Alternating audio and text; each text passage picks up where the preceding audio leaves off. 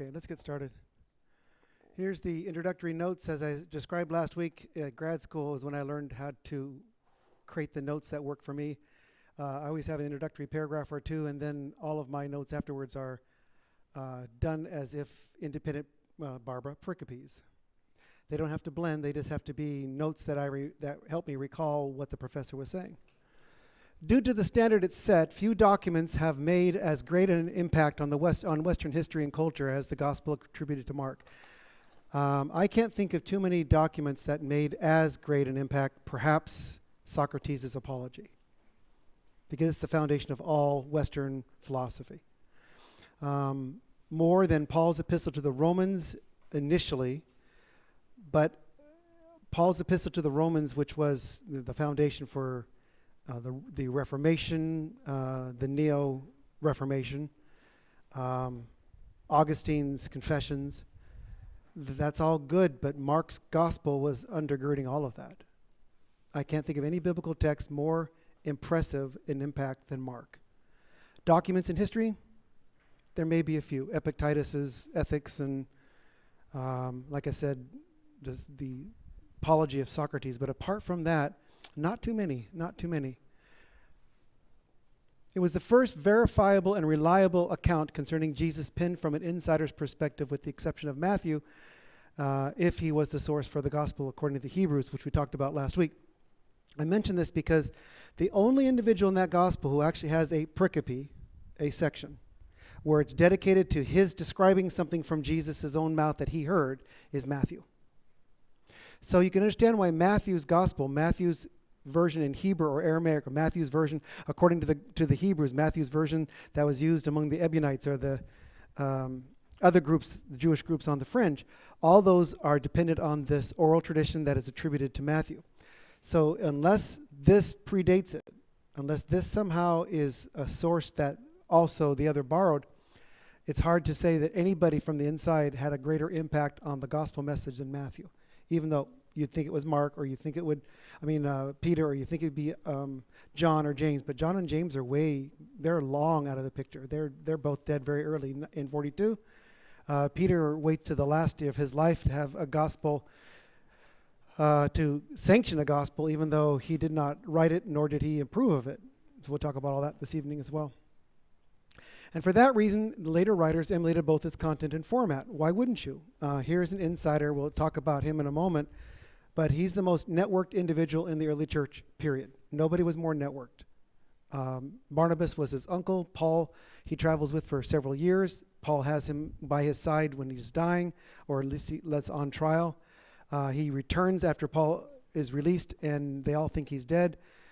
He travels with Silas. His mother is Mary of Jerusalem, where the upper room was, where Jesus shares the Last Supper with his disciples, and where the early Christians all met in like 120 in the upper room. That's all this one woman's house. It's where Peter escapes after prison. He goes to her house. They think that he's a spirit or an angel. We'll talk about that next week, by the way. Demons, angels, all wrapped up into the theology of Tatian. It's a mind-blowing experience. Don't miss it. It's amazing. And it's also where all the apostles are meeting and praying. So it's not surprising that you find Mark, this most networked individual, to be the cornerstone of the gospel message. Now you also can understand perhaps why, let's say, the gospel according to the Hebrews is going to be downplayed the moment Mark's gospel is in circulation, because Mark's gospel will come from an eyewitness account. Whereas the gospel according to the Hebrews, we don't know all of its content, but that which has survived looks like it's from various sources pieced together in a manner that was logical, less than, let's say, historical. Any questions on any of that so far? So the format, how do I say this another way? If I were to write a book that was a terror thriller, that had no monsters, ghosts in it, no imaginary figures, it already has a genre. What is it? What would that genre be? Thriller? Something like this, right? It has a genre. Now, if it were also about unicorns, now you have a strange sort of unicorn thriller mix. It probably won't work, because most of the genres are in place for a certain reason. This is a genre-making book. The book Gospel of Mark is a genre maker. It actually started the genre of gospel. Started the genre.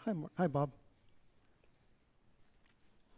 So he created a new literary genre and established a canonical record of the life and thought of Jesus. Since its blending of narrative and saying resulted in a compelling story, easily identified in social and historical context. What you don't find, let's say, in 2 weeks when we talk about the Proto-Evangelium, what you don't find there is viability historically. Everything is anachronistic. It's either too far into the future or too narrow in the future or too near in the future to match what you see in the gospel story. Mark's gospel is believable because he saw the temple, because he traveled with Paul, because he knew Peter, because he heard Jesus preach. We'll talk about how he heard Jesus preach the first time in a moment. But it's a very believable text. It's not like someone's trying... Matthew's gospel, as much as I love this gospel of Matthew, it's an amazing collection. The formatting is too deliberate for me. It has 5 sections of sayings followed by 5 sections of history, each integrated within as if it's like a modern Christian attempt at looking at a Torah, a 5-volume Torah. Now, there's nothing wrong with that, but the contrived nature of the organization does make it seem less believable because all of his sayings are together. Like Sermon on the Mount is delivered all at one time. That's a lot for somebody to deliver and expect anybody to remember. When you do see Jesus otherwise having short phrases with his disciples, most of the time not having any phrases with his disciples, because the disciples don't learn from Jesus most of the time. They learn from each other, bickering and debating over what he meant. Look at the Gospels. What do you think he meant when he said this? I don't know. What do you think he meant? I think he said this. I don't know. I think he meant to say this. And Jesus says, I'm right here. Ask me. Because their job was not to interfere with Jesus' ministry. Their job was to dissect the ministry, its sayings, its teachings, its practices in order to communicate it. So they didn't spend 24/7 with Jesus. They spent more 24/7 with each other. And so Mark's gospel is like that. The disciples are less integrated into Jesus' message. The 3 main disciples are constantly focused. And Peter, interestingly enough, is not the hero in any of these epics. In fact, he always is the kind of guy, the oddball, the awkward one, the one that makes mistakes, the one who Jesus had to say, get behind me, Satan, the one who he has to turn to and say, before the cock crows twice, you deny me. Only in this gospel you find that, because Peter's the source. He exposes the real human that lies behind the kind of mythology around him. One of the more believable parts of Mark is the way it reveals the apostles as people. And so that's really helpful as to see a genre that's also historical, that also has a context, that also is real to the characters within it. Any comments or questions on this? Traditions and legends surrounding Mark are unprecedented for an individual not directly associated with the ministry of Jesus. Some developed independently with a special local intent. Others associated him with disciples of Jesus and with prominent early church leaders, especially Peter and Paul. We'll talk about that as well. In fact, the reason that he was able to circulate a gospel with authority was due to his extraordinary network of friends and family, for they were among the most principal characters of the first 2 decades of the Jesus movement. This is why the text reads as a first-hand witness of events, and although it is the briefest and simplest of the 4 canonical texts, more traditions were written about it in the early church, in all of its literature, than any other character or writing of that period, with the possible exception of the gospel according to the Hebrews. And I keep putting that in there because this predates it, but I don't know the kind of impact it made, because the people who wrote about it did so 200 years after it was already circulated. So it's hard for me to get a real feel for a document we are certain existed, that Jerome translated into Greek and Latin for the public, and yet it doesn't exist yet. Although, I don't know if you read the story about the uncovering of the first century library in Germany. They just uncovered a first century library in Germany. It's amazing. They weren't looking for it, but they found it. It won't surprise me if one day we come across another Nag Hammadi collection of Christian documents. You know what? I don't know. But it was the headlines of all archaeological pages. It'll be on it's on the front page of Archaeology Today. But I can get it to you. I can send it to you. Yeah.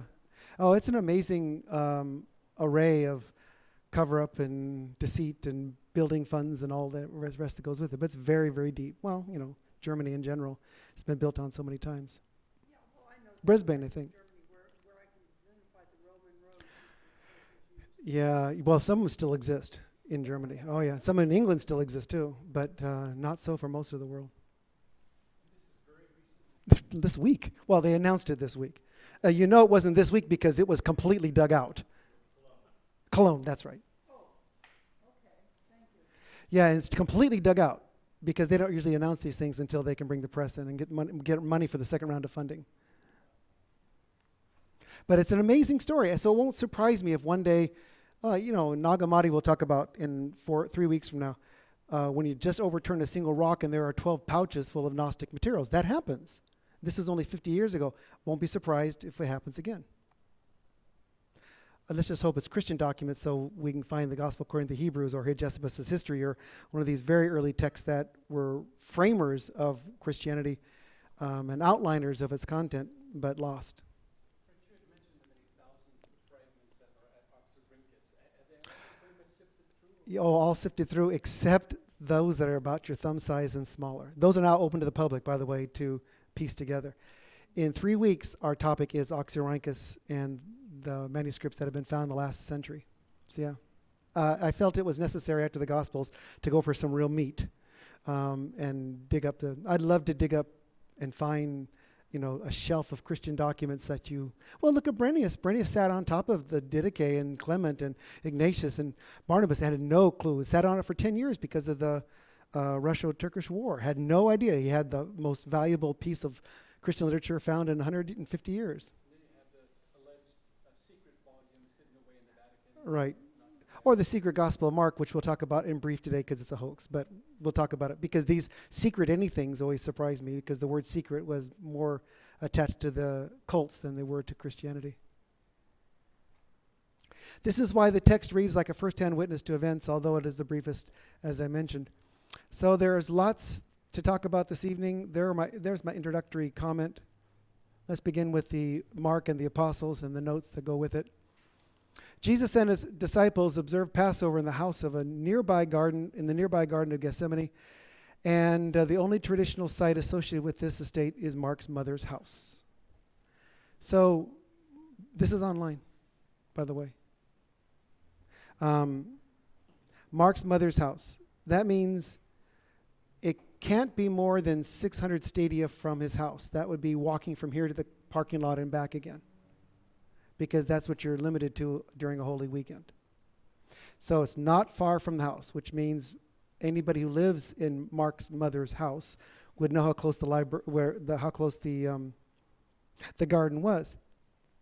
This explains why Mark knew the story, and the gospel writer knew the story of this young man who was caught and ran away naked after that capture, since that aspect of the narrative is missing in the other canonical accounts, and for that matter, almost all early patristic literature in general. What an interesting, odd, peculiar story to have, except it's a little piece of advertisement for who the real author is.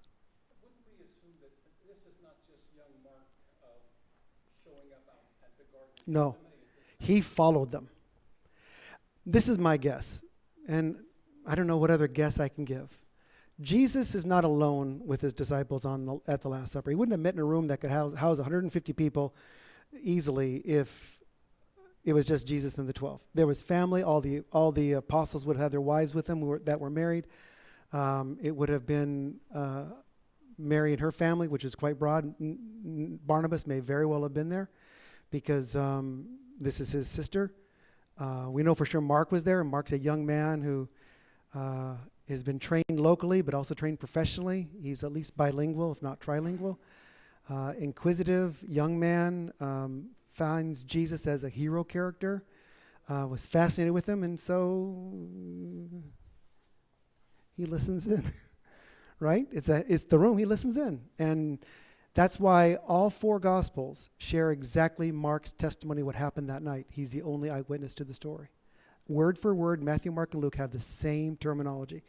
Only the phrasing and certain words are changed, but they are the exact content between them. John's Gospel is a different case. We'll talk about that. But even then, The details are only that found in Mark, because he's the only eyewitness. When I was in Jerusalem, I went to the house that was right The big domed one, yeah. big room and all that. Yeah. That's nowhere. Not even near it. No, nowhere near it.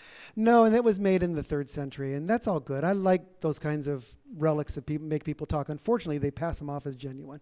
Just like Jesus was born right there. How would you know that? Because Constantine's crazy mother said so. Yeah. I like the artifacts. I'm glad they're there so people have to discuss them. Unfortunately, they pass off these texts without recognizing that they do some damage as well. But yeah, that big vaulted 4th century building couldn't possibly be the gated house estate that, if she lived in that, they'd be the first place the government would look at. No, it was a innocuous place outside of Jerusalem that had a fence around it, and she was wealthy and had a servant, clearly, because she opened and closed the gate. But it certainly wasn't these vaulted, beautiful estate. But this idea he ran away naked only tells us he's a young man. This is what I think happened. I think he heard Jesus tell his disciples, this is where we're going to go afterwards. Judas gets up and leaves. He's curious why someone would leave. He assumes, like everybody, that Judas is nothing more than following through with Jesus' orders, because the next day there's going to be a meal, or the next day there's going to be a place Jesus goes, and he was the barker of the group. Jesus is coming. Well, how do you think people lined up for the triumphal entry? It was the job of Judas to line those streets. He was the only member of the 12 who was from the south. He's the only one who could have pulled it off. That was his job. That's why he was the treasurer. He knew where Jesus was going to be at all times. So they just assumed he was going off doing his thing. Even when he says the one I dip with, they don't believe it for a moment, because he's the treasurer. He's the most important character in that room apart from Jesus at the time. So in contrast, you got a little boy who's naked. And he's not naked. He has his linen cloth on, but they grab it and he slips away and runs away naked. That's his night clothes. That's his night clothes. Incidentally, the basis for the secret gospel of Mark, which we'll talk about in a little while, that passage is the basis for the secret gospel of Mark. Since that aspect of the narrative is missing in the other canonical gospels, it likewise seems plausible that Mark was the unidentified man who Jesus described as carrying a pitcher of water in association with the Last Supper. This makes good sense to me as well. He's the only gospel writer who includes it. What a weird little addendum to a story, that the guy over there with the pitcher in his hand, that's the one, except the fact that it was Mark. Hi, Becca. Possible also is the conjecture that his was the house in which the 120 believers were present at the that last meeting before the Holy Spirit fell. For an individual not belonging to the inner circle of disciples, Mark's name occurs several times in the New Testament, far more often than expected of a minor figure. For that matter, 8 of the disciples, I can't tell you what happened to them in the gospel after the resurrection or in the book of Acts at all. We only know about 4 of them.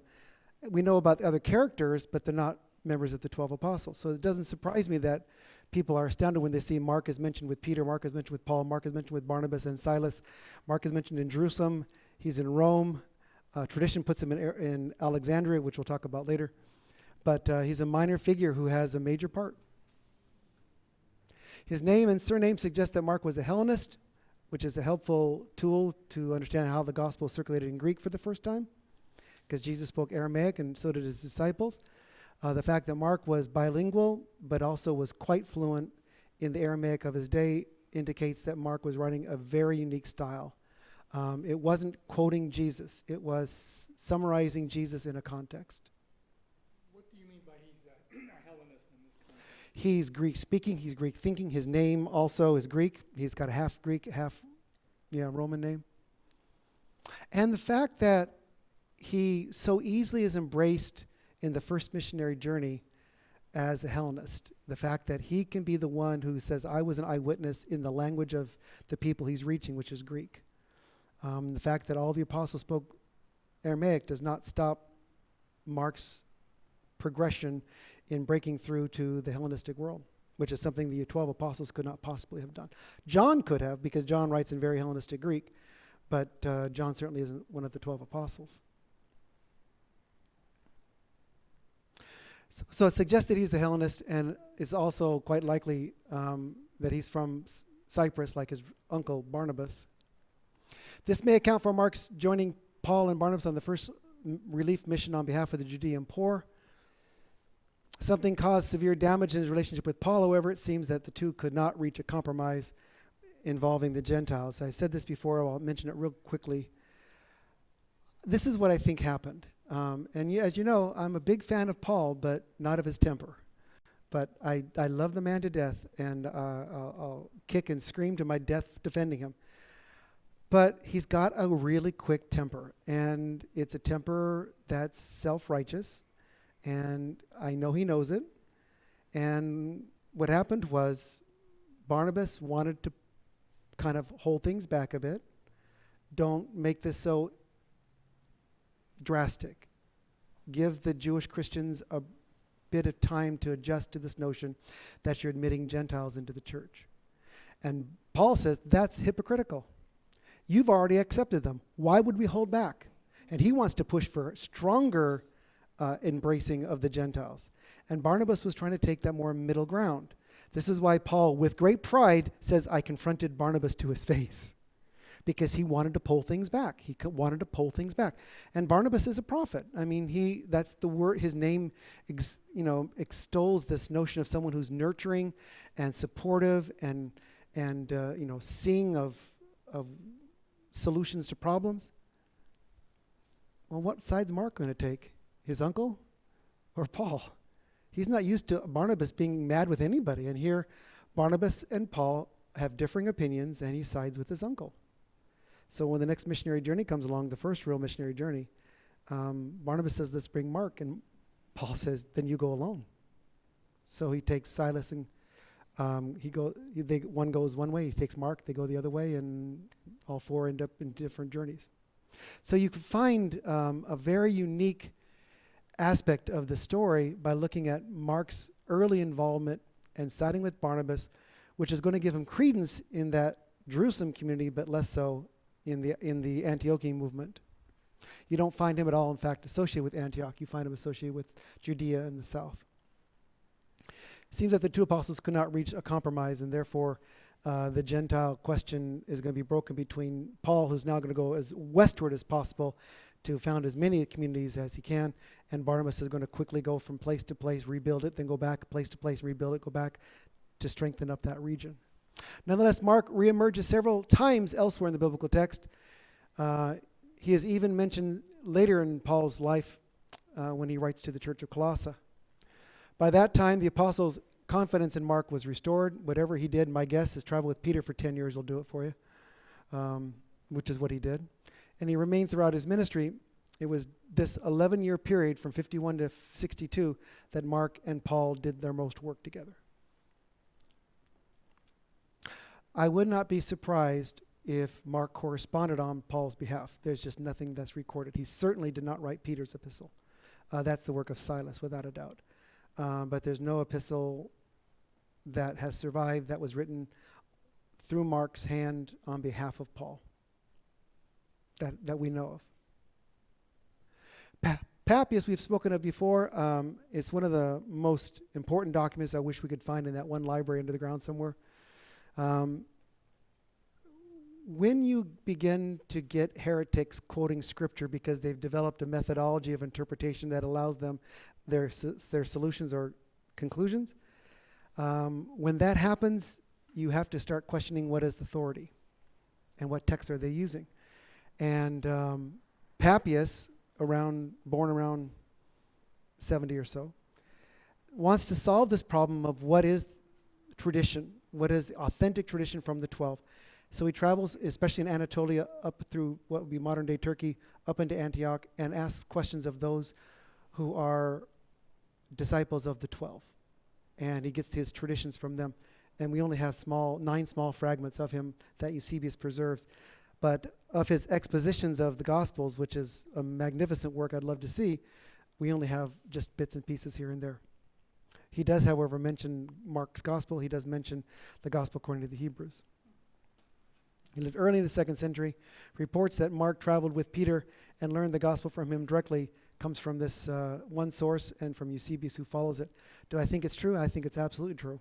I can't think of why Peter's Gospel would circulate under better authority than Mark. Remember, Mark isn't writing to people who knew Jesus. Mark is writing because it's a genre that's now reaching the world. He's trying to take the comfort zone of Gentile and Jew conflict and move it entirely, remove it from the issue. It is possible that Mark interpreted Jesus' sayings in a manner befitting a narrative. I don't think he acted as a personal translator. My suspicion is that he travels with Peter. He assists in translating certain words. Peter is dealing with Jews where he travels. That's why he goes to the Jews in the diaspora in Anatolia and around Pontus and Bithynia and those areas that are mentioned in the early chapter of his epistle.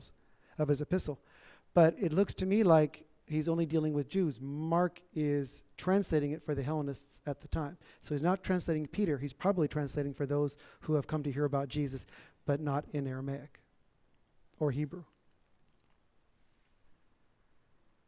Eusebius the historian also included a legend that Mark was sent to Egypt. We'll talk about this in a moment.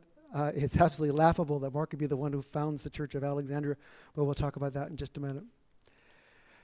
One of the reasons I find it laughable is because the Alexandrian writers, especially Clement and Origen, make no such mention of it. And believe me, the one thing that Clement and Origen both want is some sort of declaration that their church is original, because they know nothing about their church until about mid-2nd century. So the early period until Pantaenus and the catechetical school is mentioned in Eusebius, we know nothing about that community at all. The chief reason to reject it is because the New Testament describes Mark in full-time ministry with the two apostles we just mentioned. At the same time, he's supposed to be in Alexandria, which poses a problem for him being simultaneously in two places. The tradition that Mark remained in Alexandria for 20 years just is not possible. That would require him to enter the city in 43. We know that wasn't the case. In fact, we know that he was at Jerusalem and then Antioch in 46, and 47 is in Salamis. He was in Antioch in 49 or 50. Furthermore, we know that he would have to encounter the school of Philo, and the one thing for sure by Mark's grammar, he is not prepared to agree or disagree or confront in any way the school of Philo. He's the most educated Jew of the world, perhaps one of the most educated men in the world, and his system is brilliant. We'll talk about him later in this series, not next couple of months, but he's coming up. The contribution of Philo is almost zero because he was writing to the erudite aristocracy in in Alexandria, and the Jews, the 100,000 or so Jews that were living there. But Mark would not know how to argue with them. Mark would have no clue what the Logos doctrine was. Mark would not be able to deal with his historical treatises at all. And yet, I see no conflict with Coptic tradition assigning the martyrdom of Mark the year 68 when Mark was with Paul in Rome in 62. It's also the same date of his own execution, so it's possible. It just doesn't make any sense because that early date is not found in any other document until the mid-2nd century. 62 is the early date, or 68? 68. Well, there's that rumor that he joined in 43. That's just not possible because the book of Acts, right? Is it possible that in 68 he travels all the way from Rome to Alexandria to found the church? Yeah. Not likely. Because that's, yeah. It's possible he was martyred in the year 68, just not in Alexandria. Well, but the notion is he was martyred in Alexandria after being founding the church there. That's the problem. Yeah. And again, I'm not saying it's not possible, but you just watched Peter and Paul executed on behalf of the faith. So he does what? He takes off to Alexandria to face the school of the great school of Philo in order to debate them to the ground. I doubt that. He doesn't have the acumen to debate the school of Philo. I love Justin Martyr. I really do. I love the simplicity of his style, but he couldn't possibly debate what you see in Philo. Tatian, who we talk about next week, he could. He could take it. He tells Tesron, the four gospel harmony. But Mark, that would just be putting him in the fire and then giving them the rotisserie in order to turn. Just not possible. Just not possible. Peter endearingly identifies him as his spiritual son. That means that he still sees him as a youth. You wouldn't say that of somebody your own age, right? He's a youth. He wrote from prison to the provinces he formerly ministered. As I mentioned, that's the work of Silas. I can say that with tremendous confidence. Both Peter and Paul use Silas as an emissary as well as an amanuensis or scribe, And the language is not Peter. The language is clearly that of a scribe who knew him well. And this is my guess. And again, it's just a guess. I think it's an educated guess, but it's a guess nonetheless.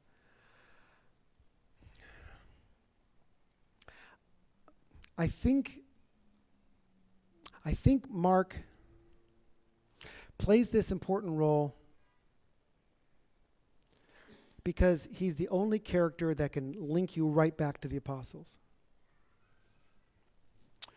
But when they reach Rome for the first time and Peter's in prison, Paul's not there. There's no word of him. First Peter does not say that he's dead. It simply says, oh, I know how much you're in mourning, or I know how much this hurts you. I know there's never says anything about Paul's death. And yet the entire work is pinned in Paul's vocabulary. Peter had no authority where Paul ministered. Remember, Paul says, I'll go where no other apostle goes. He's in constant contact with Peter, so they're always at arm's length where they go so they don't cross the same borders, because there's only so many people that are doing this gospel message. So he's always in contact, and emissaries and scribes and scholars who are traveling with the two borrow constantly from each other. And that's, I think, how Paul knows where Peter is at all times. But Silas quickly drafts saying, we don't know what happened. We assume he's dead, without saying those words, trying to comfort them, not knowing that Paul's still alive and just is returning from Spain back to Rome to be executed the same day as Peter. But they didn't know. So that's how Silas gets involved, because it's clearly the work of Silas. There's just nobody else that has that vocabulary that you see used in both epistles, both writers. So like I said, his name is mentioned throughout the New Testament like few characters of his stature. And as a result, he appears as the most connected individual in the early church. No other figure could boast of knowing Jesus and the apostles, of traveling with Paul and later with Peter, of having more family intimately involved with the founding of the church. That's a pretty intimate body of family and persona. This made Mark uniquely qualified to compose the first, quote, official gospel of the church. That would be the first gospel where the apostles are attached directly. Again, with the exception of the gospel according to the Hebrews, which may have Matthew's comments in it. One thing we do know is that he does found, because he's one of the leading members of the synoptic tradition, he does found the synoptic tradition, which makes it the most important framer of any school of early Christian thought, Mark's work, because it becomes the basis of the synoptic gospels, Matthew, Mark, and Luke. That's a lot to put on one person. And therefore, he's also the most overlooked and avoided character in modern histories. His was the earliest gospel to circulate among the Gentiles. It became the primary source for both Matthew and Luke, who both revised it for their independent audiences. I'm sure you know this, but let's be real certain. The Gospels do not have Jesus' words, because Jesus didn't speak Greek. If he spoke Greek, he spoke it only in the Decapolis, because we have no other place that he would travel where Greek was mandated. The Decapolis is thoroughly Greek-speaking, but maybe he's visiting some enclaves of Jewish population, or maybe he's working with some communities that are Jews living in the Decapolis. Certainly we know that there was at least 80,000 Jews living in Damascus, and that was part of the Decapolis. So it's quite possible he goes to places where there's lots of Jews, which is possible. But there's no record of him using an interpreter. So what you find here is somebody that's a founder of the most important literary tradition regarding Jesus, and was the first to get it both in the hands of Gentiles and Jews. So therefore, you're not reading Jesus' words, you're reading Jesus' words interpreted for a certain group of individuals, and staying honest to Jesus' words by using that terminology which you in among the Copts, or you among the Syrians, or you among the Romans, or you among the Greeks would all say, that makes sense to me, even though I'm not using the same terminology, right? You do this with raising kids. And perhaps you've heard I have a little baby. Right now he knows 3 words: no, no, and no. That's about it, right? That's the only words. And he's going to come back to me with those same 3 words: no, no, no. But by the time he's 1, if he lives, by the time he's 1, he will have a vocabulary that is developed within his own family. There'll be certain things that we know because we hear it. And then as he stretches out to his friends and community, they'll start picking up that as well. It takes a while before that language and your language to combine, and he can then convert his terminology into yours.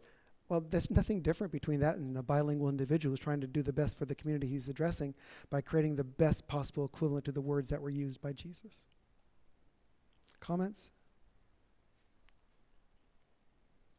I'm still somewhat, well, I don't know.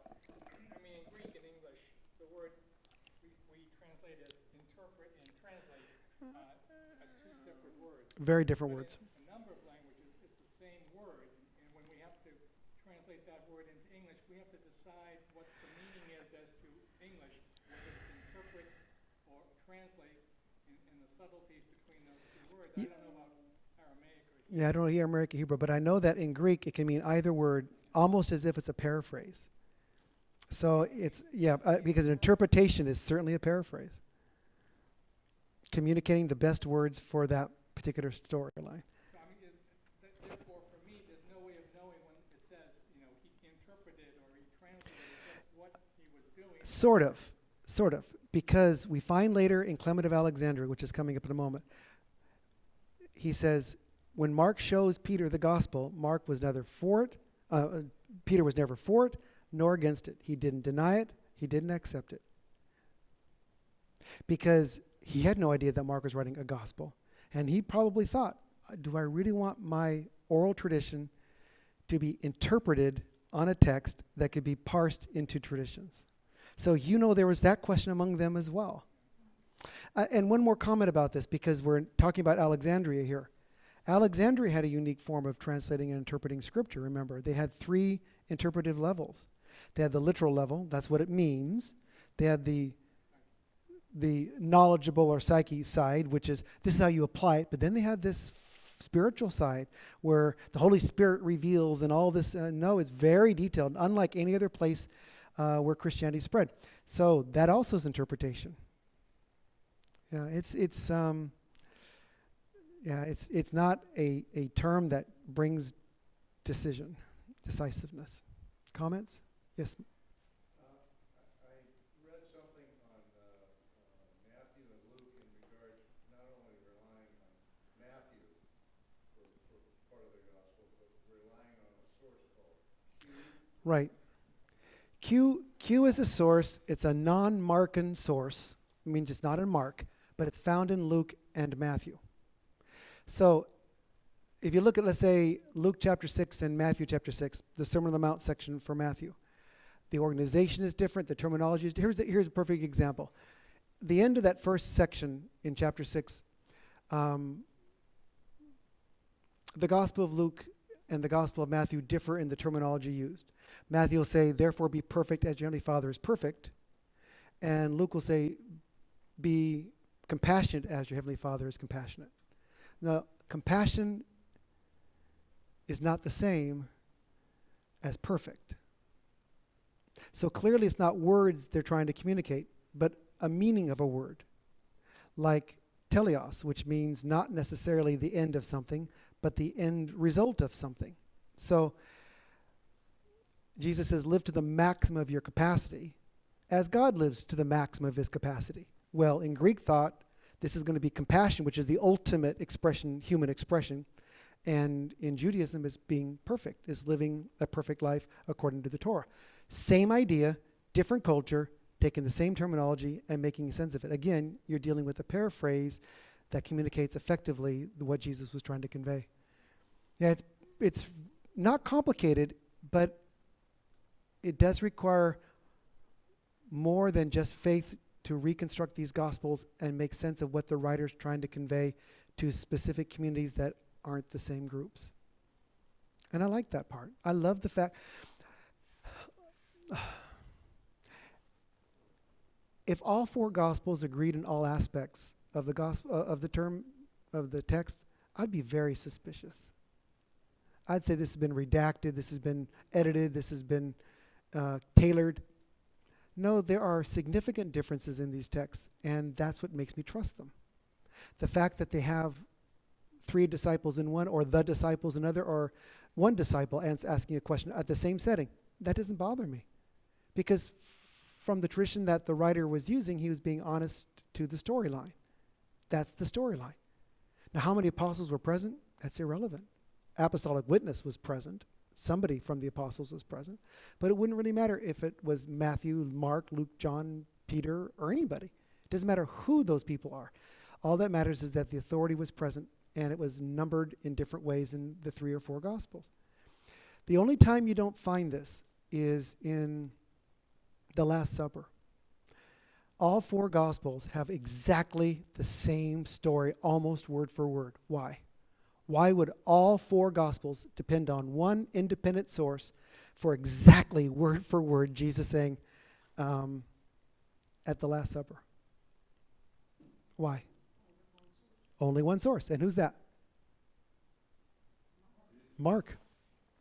Mark. It's in his house. He's the only one that sees it. He's in his house. This makes good sense to me. I mean, don't overcomplicate it.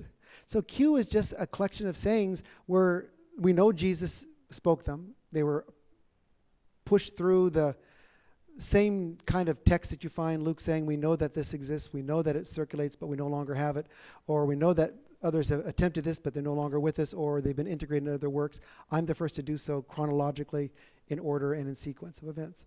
So you find an attempt by some people to restore, but when there's only one witness, as I said last week, if you look at the Acts of the Apostles and the story of Stephen's sermon, it's the longest sermon in the entire New Testament.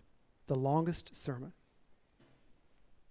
This takes place outside the gates or away from the fortress that could see the Jews do what they do every day so that they could kill Stephen.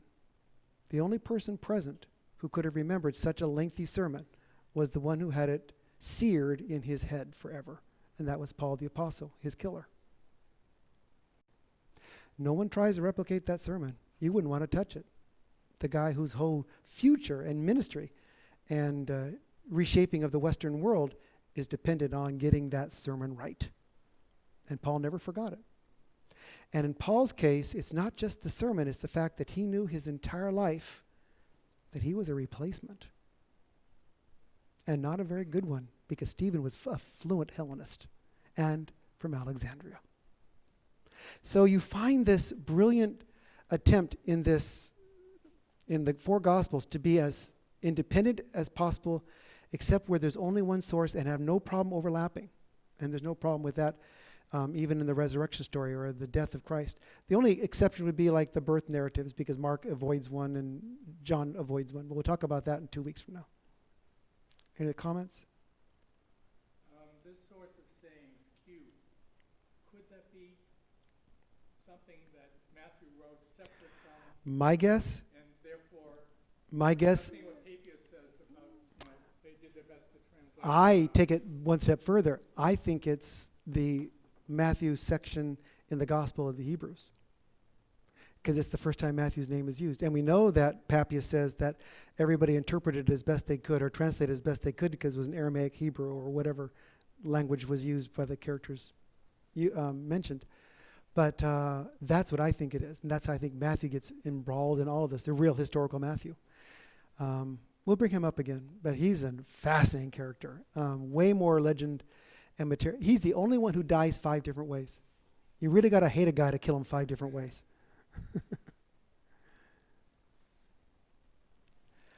One of the issues regarding Mark's gospel that most experts agree is that the sources that they used are no longer extant. Mark became the primary source of several other gospels to follow, including Matthew and Luke. Mark's gospel, therefore, became the framework for the synoptic tradition. All this we've mentioned before, because it was the first influential work to describe Jesus of Nazareth. While Mark provided the basis for the post-apostolic church concerning Jesus, his style lacked the kind of scribal touch, and therefore Matthew and Luke will improve it as best they can. This gospel does not read like a theological manifesto, but a fast-paced narrative with Jesus as a man with a year-long mission to accomplish. He is portrayed as a teacher, a wise man, an exorcist, a healer, a miracle worker, but more than these, he possesses secrets about a hidden kingdom in which immortality is accessed. As revealer, Jesus introduces the world still to come while silencing the demoniacs, rebuffing the ignorant, the arrogant, exposing the hypocrites, and challenging the religious authorities. His identity is not proclaimed, but rather concealed in his message of the kingdom, and he declared through the parables so the crowds could hear and interpret. Yeah. Why do you think he did that? Which? To conceal his Jesus, doesn't tell anyone. Okay. I mean, one thing that he says is he doesn't want to be killed for 6 years. How many times did Jesus tell somebody, don't tell anybody I healed you? A lot. Yeah. He Because he wanted them to tell everybody. What is the rival to this secret message of immortality? What's the big rival at the time? Where else can you find such remarkable secrets? No, well, no, not this early, but with the mystery cults. Which is the precursor. Well, then it would be a precursor by 1,000 years, which is pretty significant.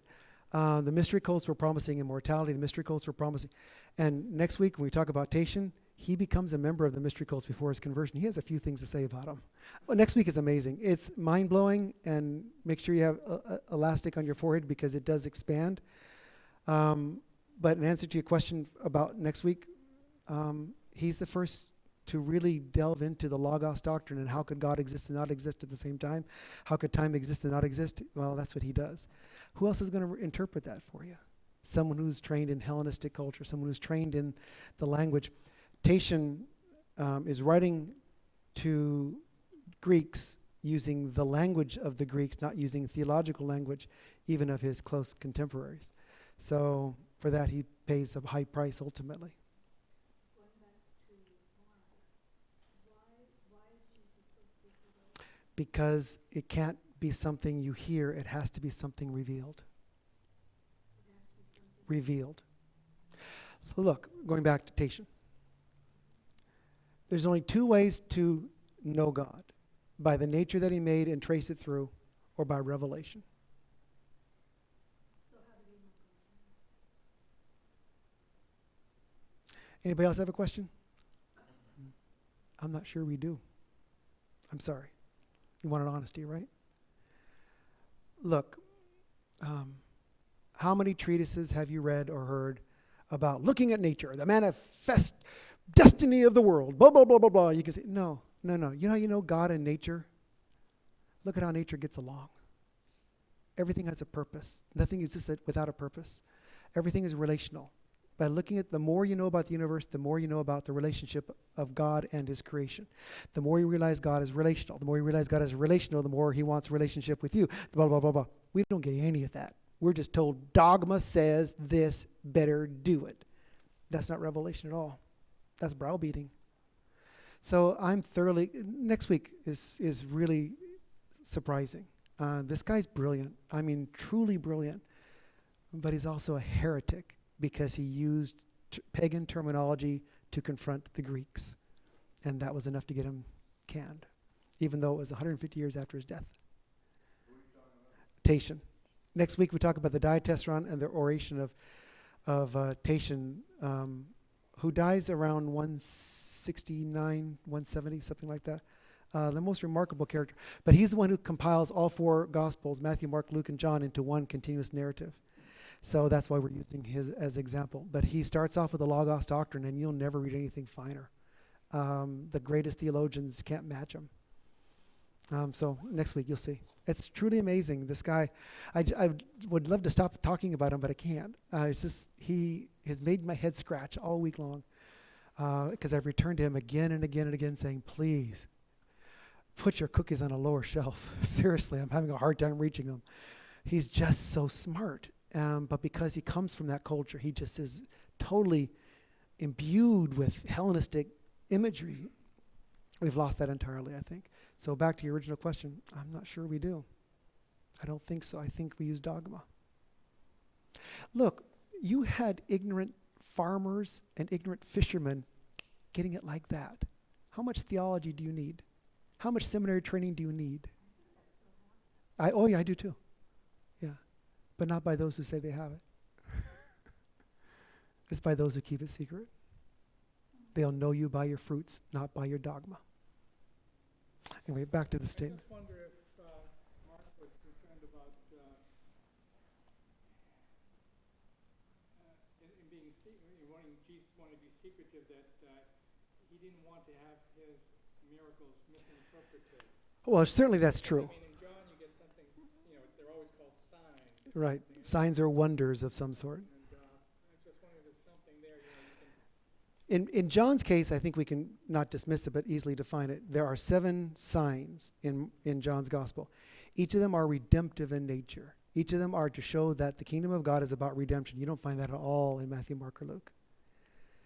This is a secret kingdom where immortality awaits those, because something of God lies in you, and if that is not restored, it dies with you. That's the Logos doctrine. It's brilliant. I swear, next week your head will be spinning. It might hurt afterwards, but it's brilliant. And then we'll end with the diatessaron, which is, we won't have a second section. We'll come back with the diatessaron. We won't have enough time for it otherwise. I think we've done this. Once inked into papyrus, a teaching was further subjected to analysis, textual history, etc. This is what you always know is going to happen. It's going to be lost ultimately to interpretation, redaction, application. It's going to be folded into the fringes, or it's going to be lost in a manuscript somewhere. Tradition assigns the composition and reception of Mark's gospel to Rome. His audience is probably Gentile in nature. I'm not surprised it comes from Rome. Remember, the gospel circulates before the fall of Jerusalem. Or let's say, before the fall of Jerusalem and before Christians, or perhaps even after Christians leave for Pella. These you can read on your own. The organization of its contents is simple and may be divided into 2 sections, Galilee and Judea. Again, one of the big differences between the synoptic tradition and John is John has Jesus with a 3-year ministry, and Matthew, Mark, and Luke cram it all in one. That's a lot of traveling to do in 1 year. All these are available. I just wanted to start conversation.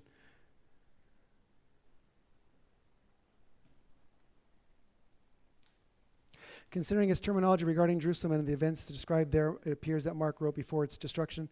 While the raising was expected, it had not yet occurred, for such a catastrophic event would have entirely reshaped the narrative of Mark's gospel.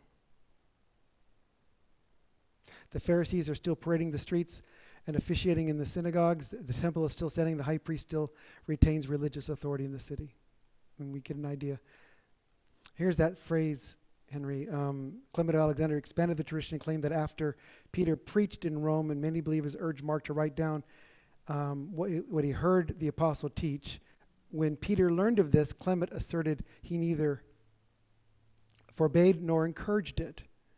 And the tradition was therefore, circulated. He wasn't for it. Now, why would Peter be opposed to a written form of his own tradition? Why would Peter be opposed to that? The end of life is coming a week from next Tuesday. The apocalyptic fervor of the time certainly is a leading factor. Why write it down? Oral tradition is sounder than written tradition. It doesn't involve all the scruples of interpretation, certainly. Why else?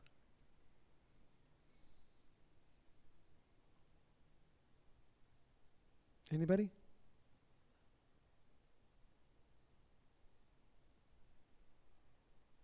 Well, it gives you something to argue. When you go to court, you have people who specialize in terminology, right? You cannot go to court and say, Your Honor, I'm dyslexic. I read the sign as 96 miles an hour, minimum speed. I'm not sure that's going to win a case.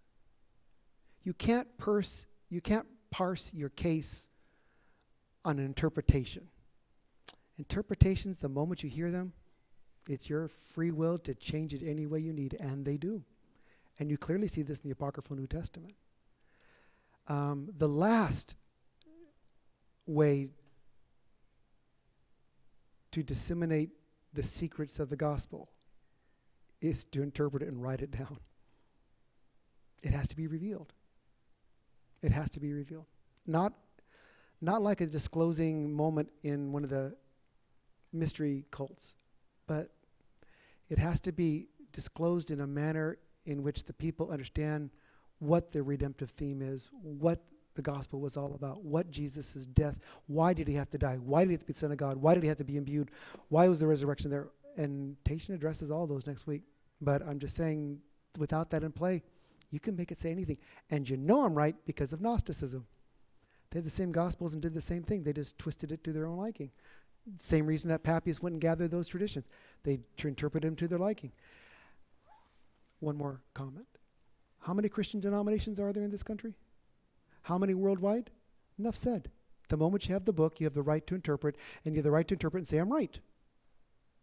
If it was all oral tradition and only those who were present during that delivery and only those who were trained in the languages and the culture and the history, if those are the people doing it, you wouldn't have even half a chance to spread your own form of heresy or schismatic church. So the last way I'd want my gospel is written down. I'd want it left in the hands of those who could express it, who could reveal it. That was the role of the prophet, remember? The role of the prophet was to reveal the meaning of the text, or reveal, or even explain the message, or explain the message of an epistle that just came through. That was their job. They had a whole office. Paul says the church was founded on apostle and interpreter, apostle and applier, the one who guarantees the genuineness of a statement and those who know how to apply it. And we've lost that entirely. It's dogma because we say it's dogma. It's our denomination because we say it's our denomination. All right. Regardless of its authenticity, there's no doubt that the early church unanimously assigned this particular gospel to Mark, an associate of Peter and Paul. A couple of points to this. What time is it? Okay, let's take a break. Let's take a brief break. I have 15 more pages or so to cover. It's not a big deal because some of them are graphs. But I'd like to come back and talk about the most scandalous part of the Gospel of Mark, the parts that's missing. The last verses of Mark simply don't exist in early manuscripts, so we're going to talk about that when we come back.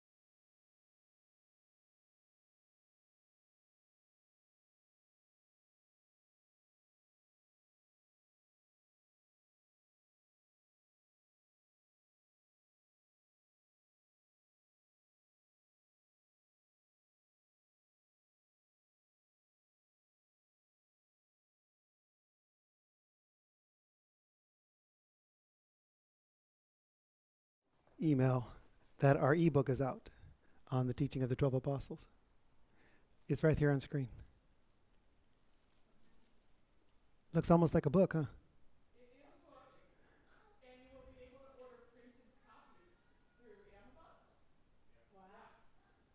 Even the translation. So looks almost like an ebook, doesn't it? So there you go. I hear an unhappy baby. Hooray! All right. All right, let's get started. Someone put a pacifier on that baby. All right, let's get going. Once in a while, a scribe mistakenly copies an error or integrates a textual note into a manuscript. It just happens. If you're looking at some of the older manuscripts, there's a class coming up where we actually take a look at the manuscripts. But there'll be a note on the side, or there'll be a note in the middle, or there'll be somebody that's added words at the bottom. And it does make you as a scribe wonder, was something left out? Did somebody amend this? This is a different phrase from a different text? Sometimes those get integrated. Sometimes they're left separate and a footnote is attached to them, or something like a footnote. But it happens. And when something is missing in a text that shows that part of the terminology has been left or abandoned, it does, as a scribe, make you want to finish the sentence or finish the section. While such cases are rare, they are easily detected through collating codices, fragments, versions, and citations, and then comparing them one to another. Let's try to make that read differently. It's one thing to have a whole bunch of manuscripts. It's another thing to have a tool that says we've gone through all 2,000 of these manuscripts, word for word, to see which ones use which. And when you find that every manuscript but that one has that same term, we call it a variant. And a variant just means there is at least one manuscript that differs from the text you're reading. Now, you can find a variant in every book of the New Testament.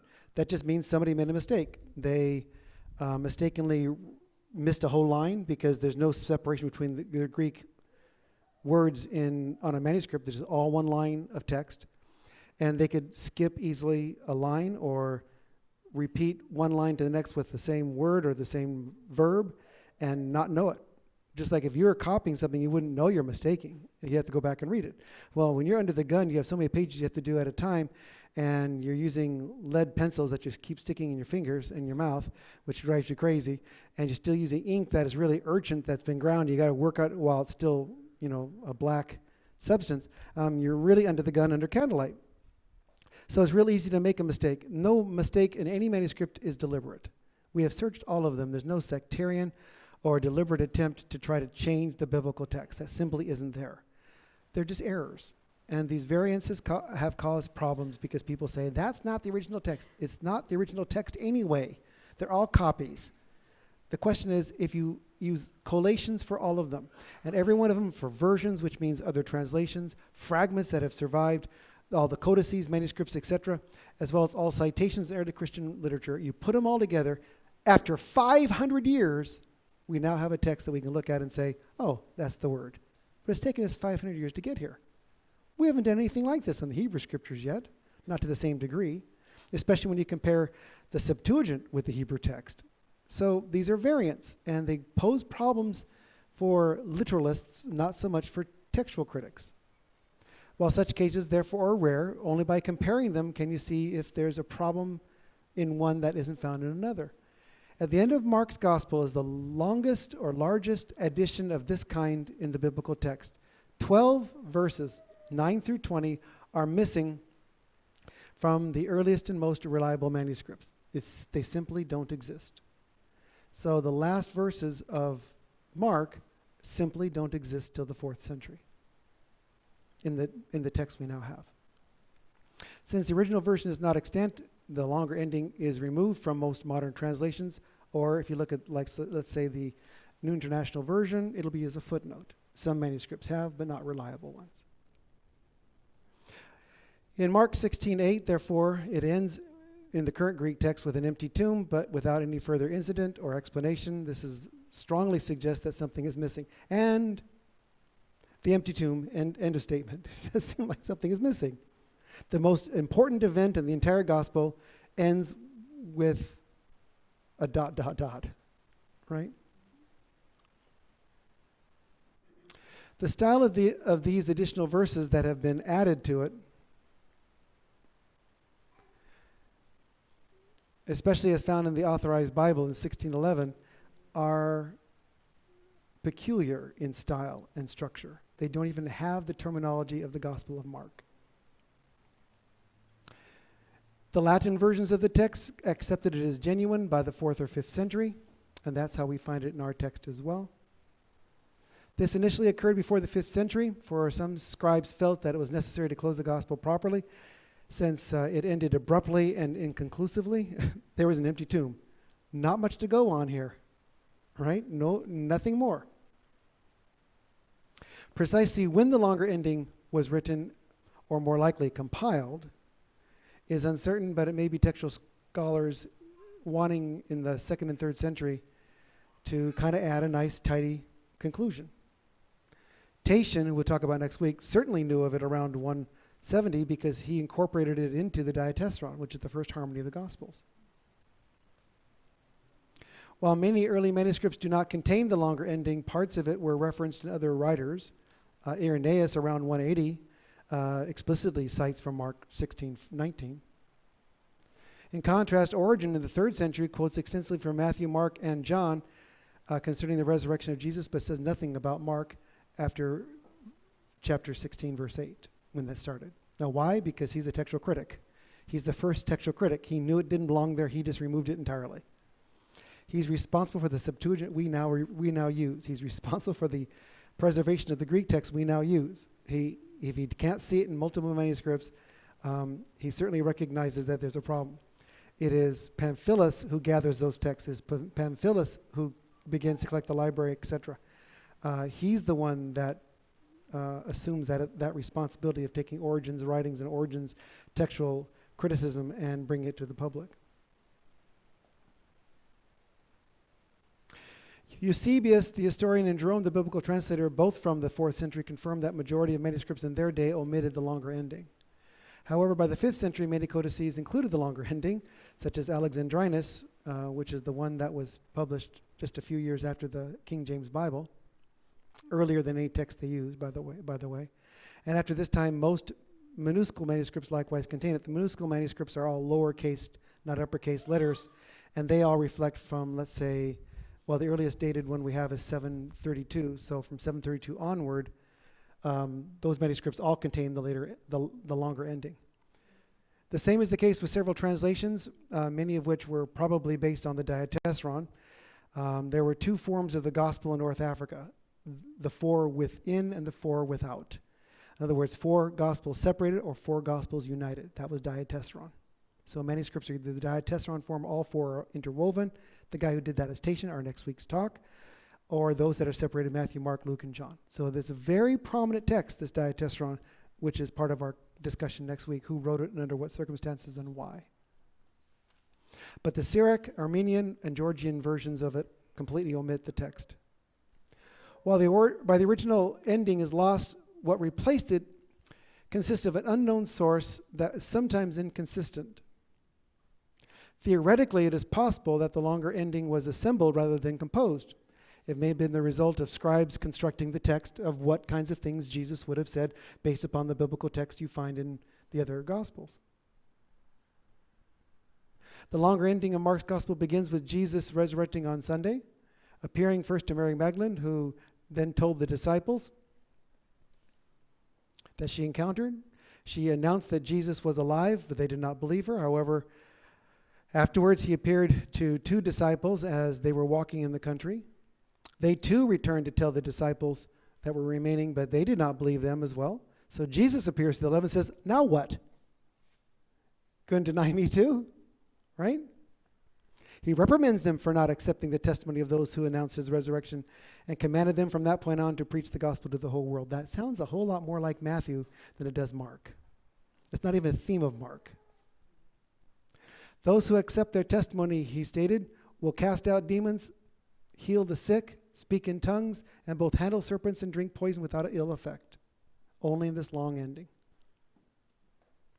After this announcement, Jesus ascends into heaven, sat next to God, as the disciples preached to the world, performed signs, and confirmed his message. Each of these elements is found in the remaining canonical Gospels, except the statement about handling snakes. No tradition of that kind has survived. However, if you remember, Paul does get his bit, venomous viper, on his hand. He shakes it off in the fire, and they think for sure he's going to die, and he doesn't. So the theme is there, but not in the Gospels. Therefore, it is quite possible that scribes selected various statements from the synoptic tradition and Acts and assembled them in order to create a tidy ending to Mark's Gospel. This accounts for its style that's different, or syntax that's different, as well as explains why a few patristic writers took issue with the content of the longer ending. All early patristic writers maintain that the recipients of the Gospel of the Hebrews were observant Jews who rejected assimilation into, I think this doesn't belong there. That was from last week. So there you go. So it ends with the syntax. So what would you do with it? Keep it or lose it? Keep it or lose it? Each of these are found in other places.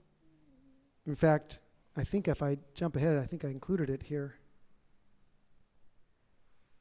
I'll go back on these two. Are you asking me to keep it or lose it? Yeah, what would you do at the time? No, I don't have it here. I mean, it's clear that it's missing in the early manuscripts. In fact, Codex Sinaiticus has a space for it and has removed the text but left the space in there. So to let others know something's missing here is missing in the manuscript. So our earliest and most important manuscripts excluded entirely. Now, when I first heard of this, I was a kid, and I thought they were just making it up. How dare God fool us like this? I was told 1,000 times over, those are just bad manuscripts. No, they are the good ones. And every manuscript expert will tell you those are the good ones. Bruce Metzger, who has no reason to lie, says this is how it happened. The question is, what do you do? What does it do to your confidence with the rest of the New Testament? I mean, how often, how frequently does this occur where arguments take place? Well, who has the Bible? I saw the United Bible Society tract version of the New Testament. You bring it back? The United Bible Tract Society, which is the one that all of us use, it's about so thick, not too big. On the very bottom, you'll find textual references to everything. Writers, texts, manuscripts, fragments, quotations, everything is in there. But it's taken us 500 years to get here. No one's denying it because we have the raw data in front of us. So rather than question, is the whole Bible made of this, which is what so many people have done, we should sit back and say, okay, here's a case where we just don't know. But the evidence for the rest of the entire New Testament is so strong, it's impossible for someone to pull something over on us. Impossible. It's just that strong evidence textually. Nothing for this. You can't accept a text that simply doesn't exist in the most valuable. Doesn't mean those things couldn't have happened. Doesn't mean that the writer was trying to make something up in order to promote an agenda. There's no agenda. It just was a way of kind of making a tidy ending to a text that's lost. One more comment real quickly. There's some amount of work that's been put into the last term used in Mark's gospel, which is gar. And usually it begins at the beginning of a sentence. No, I found 7 places where it's at the exact same place in the sentence, the last word of a sentence. That's Mark's style. So none of the arguments I've heard textually actually are effective. If you look at the text, you'll see it's just not there. This is just one of those texts that doesn't belong, that should belong. We don't know what it is. We may never find out, but it isn't what we thought it was. So the term gar,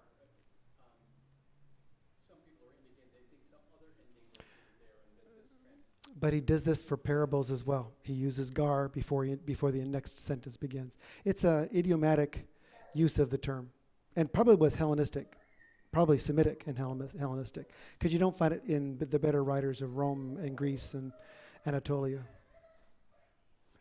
Okay, I want to show you before we go home, which I don't know. He would know. Does Gar appear in the Russian text? I mean, the equivalent? I have to look up. Yeah, we'll look it up. He would know. He's the expert in the Russian text.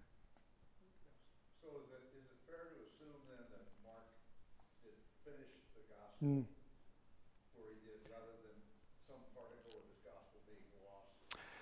Well, both arguments are acceptable to me.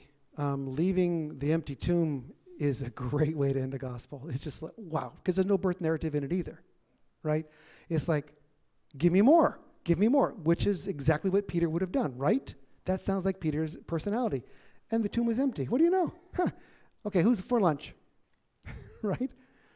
But fleshing it out in 3 verses or 5 verses, that seems ridiculous to me. If there's something missing, it's more wordy than 9 verses or 10 verses. But the other gospel writers have it. Yeah. Yeah. Well, you're absolutely right. Yeah, no, you're absolutely right. It just seems to me, let me rephrase this. Look at the way Luke ends his gospel, and then look at the way the book of Acts begins. He changes it. What happened in one, he changes because he has new evidence. So if the ending is certain that the tomb was empty, that's all good with me. Why was it empty? That would be the next question. That'd be a good point of start, right? It seems to me Mark is smarter than that. It seems to me he'd want to tell the resurrection story. Why else would you share it at all? Except something remarkable happened. This man lived again. Hard to know. I can argue for both sides. Just like, I'm sorry, George. Go ahead. I think the example would be Paul. I'm just going to say that. Which one? Mark would have known what the end, he would have included it, but that's the reason why it wasn't Yeah. either lost or He decided not to put it in, or he was going to have another volume also, It could very well be. Paul's a really good example, but it happens in his texts too. We don't know the questions asked. We just know the answers he's giving. We miss that whole element of it. Yeah. So, how do I say this? Sometimes we can get so bound to the text, we miss its meaning. I don't know what the questions were that the Corinthians wrote that Paul responded, but I know they didn't like what he wrote because he had to write a second epistle saying, sorry if I hurt your feelings. I was a little rough on you back then. I shouldn't have. But they asked him certain questions. He replied honestly, and they didn't like it. But we don't know the questions. Now, is it fair of us to interpret what Paul meant without the questions that they asked of him? Of course it's unfair. Well, we do it 1,000 times in 1,000 different ways. So it seems to me that Mark missing the ending, it's covered in the other Gospels, that's fine with me. But the crux of the entire faith is the resurrection.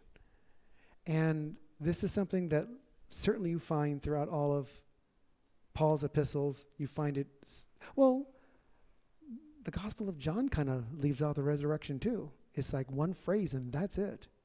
It's the synoptic tradition that promotes it. Again, I'm not saying it doesn't exist.